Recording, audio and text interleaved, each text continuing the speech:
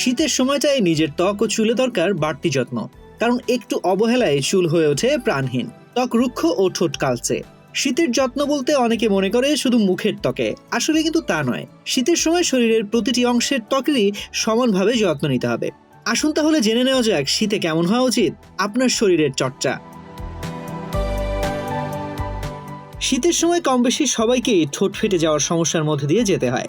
অনেকে শীত ছাড়া 12 মাসেই ঠোঁট ফেটে থাকে, তবে শীতের সময় এই সমস্যা আরো বেড়ে যায়। ঠোঁট ফাটা থেকে বাঁচতে নিয়মিত ভ্যাসলিন ব্যবহার করার সবচেয়ে সহজ সমাধান।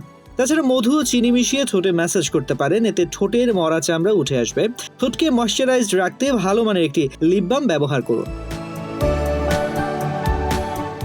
শীত আসলে অনেকেই পানি কম পান করেন। শরীর যখন পানি কম পায় তখন প্রথমে ঠোঁট থেকে পানি শুষে নেয়, তাই প্রতিদিন পর্যাপ্ত পরিমাণে পানি পান করতে হবে। ডাবের পানি ও ফ্রেশ ফলের জুসও খাওয়া যেতে পারে। শীতের সময় আমরা নিয়মিত গোসল করতে ভয় পাই, কিন্তু তা করা একদমই উচিত নয়। নিয়মিত গোসল করতে হবে। গোসলের পর শরীরে ভালো করে অলিভ অয়েল মাসাজ করে নিতে হবে। শীতে অনেকের পা ফেটে যায়, এমনকি ফেটে রক্তও বের হতে পারে, তাই পায়ের গোড়ালিতে নারকেল তেল দিতে পারেন। ময়শ্চারাইজারের গুরুত্ব সম্পর্কে এখন সবাই কম বেশি জানে।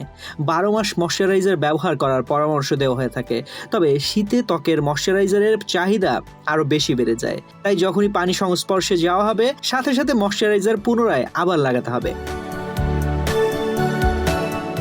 সানবার্নের সমস্যা দেখা দিলে টমেটোর রস মুখে লাগাতে পারেন।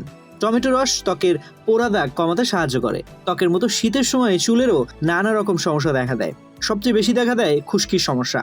খুশকি সমস্যা এড়াতে অনেকে প্রতিদিন শ্যাম্পু করেন, কিন্তু শ্যাম্পু করার ফলে চুল হয়ে ওঠে আরো রুক্ষ, কারণ প্রতিদিন শ্যাম্পু করার ফলে চুলের প্রাকৃতিক তেল কমে যায়। খুশকির সমস্যা দেখা দিলে চুল পড়া শুরু করে, তাই শীতের সপ্তাহে 2 থেকে 3 দিন চুলে নারকেল তেল ব্যবহার করে শ্যাম্পু করতে হবে।